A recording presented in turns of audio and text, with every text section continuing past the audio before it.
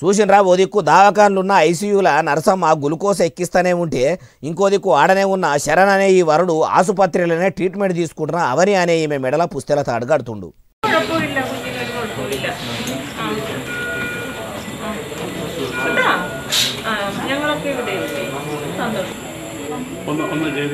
అసలైతే వీళ్ళిద్దరికి పెళ్లి మొదలే కుదిరిందట.